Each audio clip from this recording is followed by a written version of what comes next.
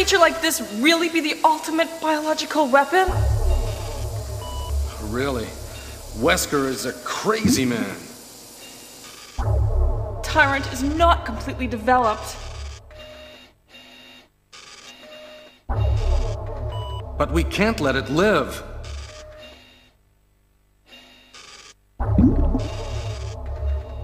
That must be the computer for monitoring this creature.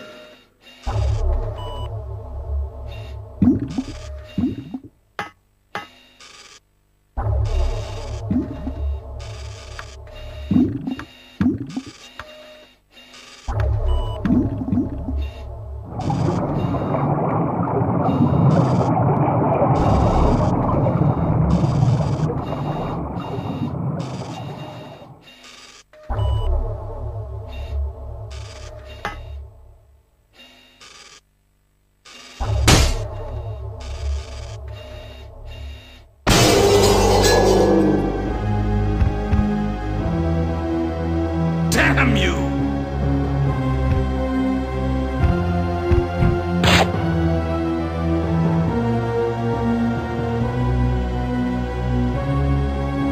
It can't control what it does. Oh, well, that's a much nicer description than Chris gives it, because he pretty much comes out with, "You can't kill me!" Anyway, this is the Tyrant.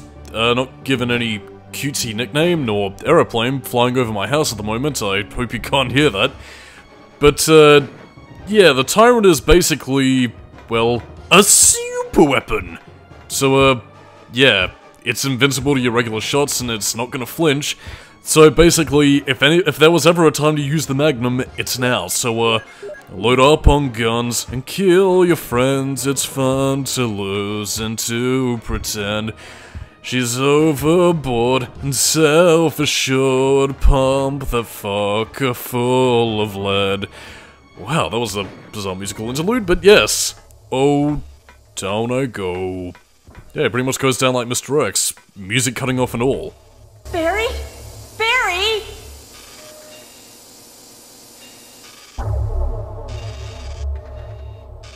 You're alive!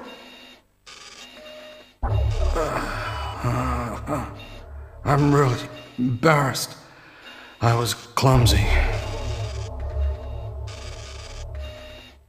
Let's get going. Now, I think this is pretty much the big decision maker here, because, and again, I haven't tried this one myself in a vast number of years, but I think if you choose to leave Barry at this point, or maybe this is a combination of a number of your decisions throughout the game, then, yeah, you can basically just leave Barry for dead here. I mean, he doesn't appear at all in Chris's scenario, so, well, who knows, really. In fact, in terms of ending scenarios, I can pretty much talk about it right after this, because now we have something that's kind of a Resident Evil tradition, and one that I actually quite like. But you'll see in a bit. What happened to Wesker? The triggering system has now been activated. All researchers and guides should take cover immediately. Wesker must have set it off. There's not much time left for us. Run away, run away, run away, run away! But yes, indeedy, it is time for the, well, I guess what set the standard for the Resident Evil escape sequence. So, yeah, now it's pretty much the time to run away. But, we got a few things to do first. I mean, yes, I know we do need to stop and smell the roses, because, yeah, what happened to Chris, I hear you ask? Well, he's, down in my creepy basement, where I won't let him go as my sex slave. No, on a serious note though, Wesker pretty much put him down there, so, yeah, we kinda gotta go rescue him, which, if you don't, well, dear god, I can't imagine the horror of just being locked in the basement when the self-destruct's activated, desperately waiting for rescue until that last second, and, you die. Which I mean, what happened to Rebecca? She's hasn't shown up. She's probably still around somewhere. Tired from her adventures in Resident Evil 0, taking a rest somewhere. Hello? Anybody? But yeah, speaking of Rebecca actually, I also learned that Lynn Harris, who was... I think she was... actually no, she would have been a voice actress, I think. Either that or a live action actor? No, it would have been a voice Rebecca's voice actress, who also did work in Time Splitters. But on to more relevant notes, she was also the voice director for this game. And I mean, as I mentioned earlier, I think all the way back in part 2, Yeah, you might be wondering why she let a lot of the Englishy translations slide in terms of the Japanese market, but a lot of the people who were working on the game had been living in Japan for so long that, again, a lot of the more awkward dialogue just didn't really faze them. I guess maybe because they understood at that point that was just how the Japanese tended to translate English into a more direct sort of language, which, again, Japanese usually is, because, like, I mean, if you ever watch, like, you know, any natural anime dub, you know, from the native land, obviously, yeah, like, I mean, the dialogue usually tends to be a little bit more straight-laced, like, oh, this person is on the typewriter, which, again, Resident Evil also gets with, like, Jill, you're here too! Barry, you're here too? So, yeah, that kind of just explains, what that's all about. I mean, all the same, though, like, I mean, Resident Evil does get a lot of flack for its, very shaky voice direction. I don't think it's as bad or mimetic as a lot of people make it out to be. I mean, it's not winning any Oscars, and these people are obviously just folks they dragged off the streets and gave them $10 to record some lines and fuck off, but I don't know. There's a certain charm to it they kind of but love. I mean, I wouldn't call it entirely cheesy, but at the same time, it's just very of its era, which just kind of makes me smile. Although, I mean, that being said, first of all, now you get a better look at the Chimera, more, animal, well, more insectoid than human, for whatever reason. Oh, damn, now I forgot my goddamn tangent. Thank Nomino. Anyway, this is the way to the basement, my dear. And this is pretty much where you need to use the 3 passcodes from Genesis. Not the band, but the Bible passage. And yeah, like, I mean, you do need to get the codes. I mean, you can't just, get to the fax machines, remember the number and, you know, enter the code. And a similar thing for the other passcode area of the mansion that you need to wait for Barry for. Otherwise you don't get the passcode, you can't get in. But whatever, all is well now, because now we have our budding, bulky refrigerator man, Chris Redfield. Let's say hello to a guy that we haven't seen literally since, well, the beginning of the game.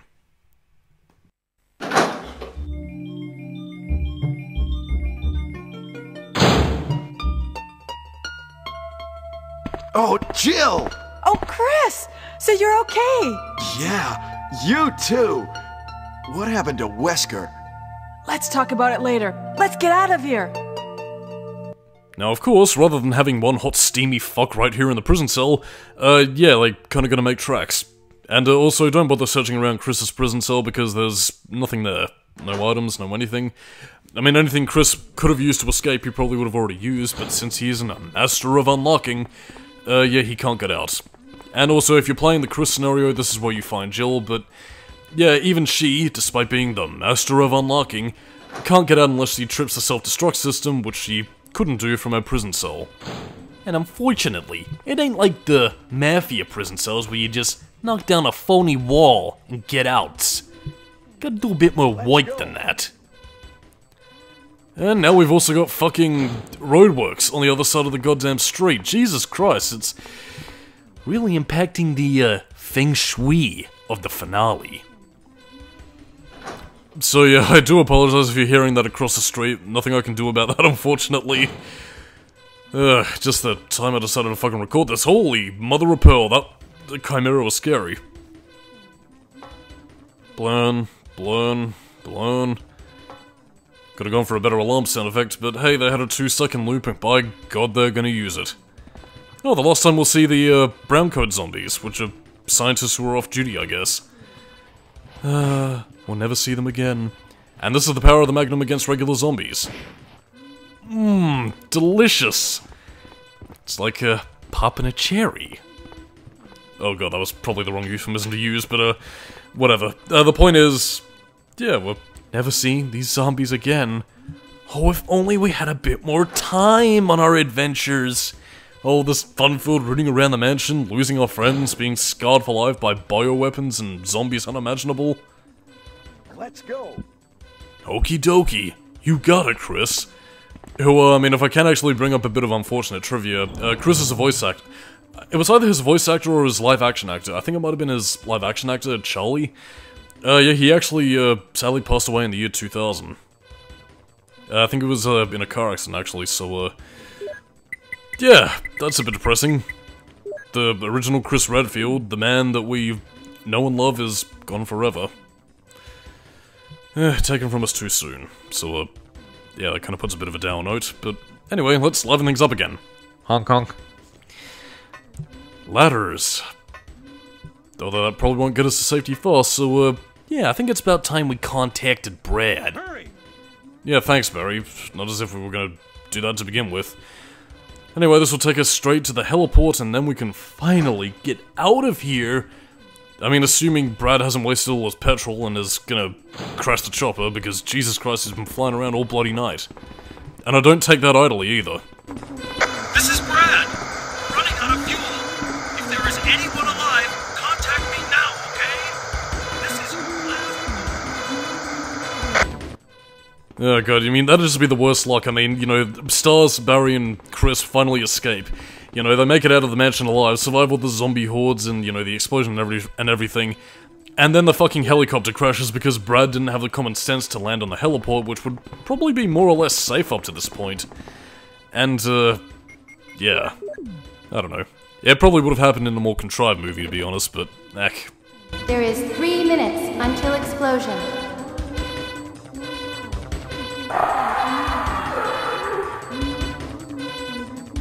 Oh no, you must be kidding! After we've come all the way here! Ladies first. Go first, Jill. But Chris! Give me a chance to play nice guy. Okay, I leave it up to you. See you again at the heliport. I'm sensing some final boss shenanigans. And, yeah, I believe in the remake, actually, Chris and Barry actually join you for the final boss fight, depending on whether or not you save them, so... Yeah, you can have allies in the fight against the final boss. But who could it be? Could it be Wesker, who canonically didn't die in this scenario? Although I think that's meant to be different, depending on what's going on. Whatever. The point is that Wesker's fate is also determined by scenario. Here he survived to turn on the self-destruct system. Elsewhere, though, I wonder. But anyway, we pretty much have a flare box, so let's show Brad where we are and he can finally find us. Although, I mean, that does kind of bring into question, I mean, the helipad was lit up from when we saw it in the mansion, so... And for, you know, for somebody who had a bird's eye view, Brad had to have seen it at some point, so why didn't he think to land here? I mean, I know the radio signal was choppy, but I mean, he probably could have gotten closer to the ground, could have contacted Jill from there. I mean, I know he was a coward, but I mean, he was far away from Wesker, so he wouldn't have been under threat from getting shot at or killed. I don't know, it just strikes me as odd that Brad just didn't think to land somewhere where it was safe, try and rescue his buds. I mean, he is obviously stocked to the gills, so again, he does have ammunition to spare. I don't know, just... He's a coward, but like, I mean, at the same time, though, he wouldn't have joined the police force if he wasn't gonna do some good, so... What the fuck, man? I mean, I suppose that might be why they kind of changed his character a little bit for the Resident Evil 3 remake, by making him at least slightly braver, but... whatever. Anyway, the point is, we're safe now, and I'm sure absolutely nothing is going to go wrong whatsoever.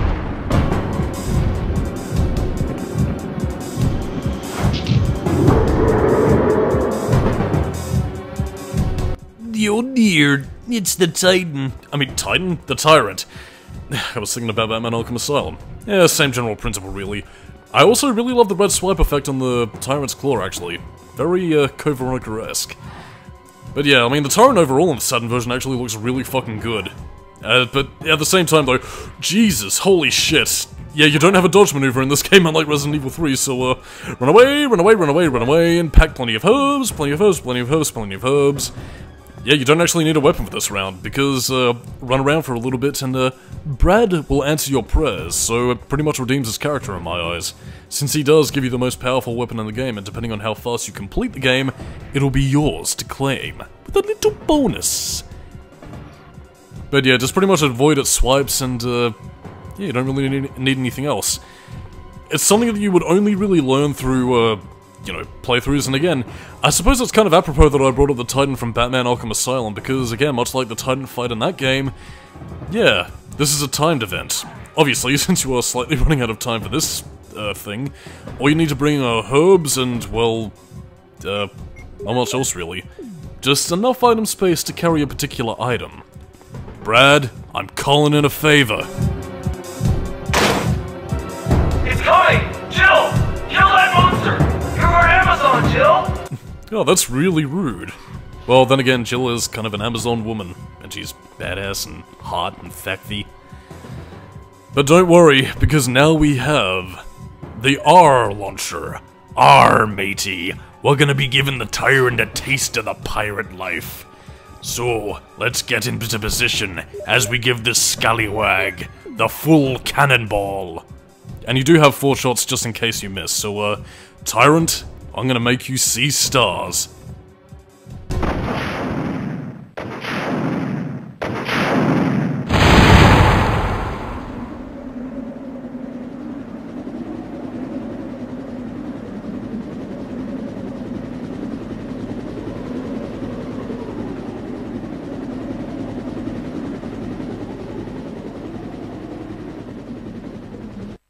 Also, I don't know if it's just my bizarre mind, but I was honestly expecting those body parts of the Tyrant to start floating and attacking Jill.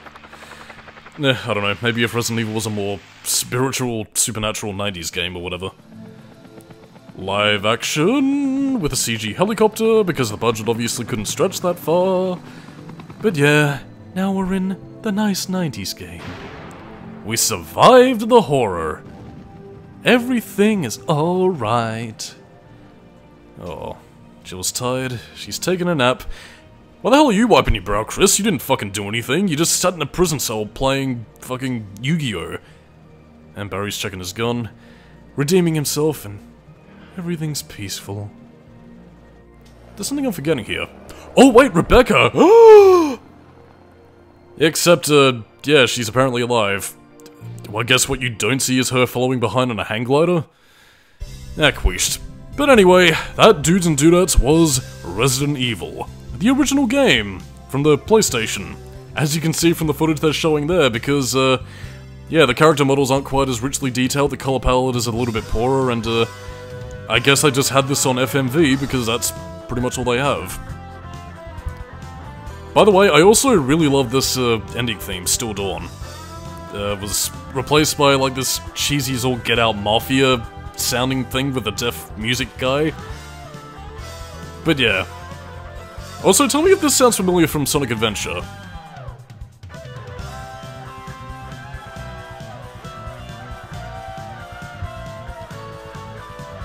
Yeah. Emerald Coast, anybody? But anyway, that's pretty much Resident Evil. Gonna keep my thoughts brief because this credit sequence isn't that long. Yeah. I've pretty much said it all throughout the game. Resident Evil 1. Structurally sound, the gameplay is still very intuitive and easy to pick up and play. Tank controls, again, not everybody's cup of tea, but I think they work well for the game setup that you have here. Resident Evil 1996 I still think is just as playable now as it was then, and although the remake might have a few more bells and whistles, it's built upon the foundation that this game set, and in some ways, I feel like the more brisker pace and the lack of padding in terms of its puzzles or game mechanics makes it a very comfortable entry to play through, but at the same time also no less tense when you get to specific areas of the game, managing your inventory and resources, and again, when it's all said and done, I think Resident Evil 1 is just a really fun game to play through. I'm really happy with how this commentary turned out, and I had a really enjoyable time with this. Yeah. Resident Evil 1. We will survive, and we will win. Yeah. Except for Rebecca, who died, unfortunately. Blast away, Jill. Anyway, let's get our ending image as we see the titles fade out. By the way, you do also get a different run for Chris, but that's neither here nor there in this case. I'm Solidus Skully, keep it new metal, and keep a lookout for the bonus video coming next time. Catch you dudes and dudettes next time, and I'll see you later for Tormented Souls.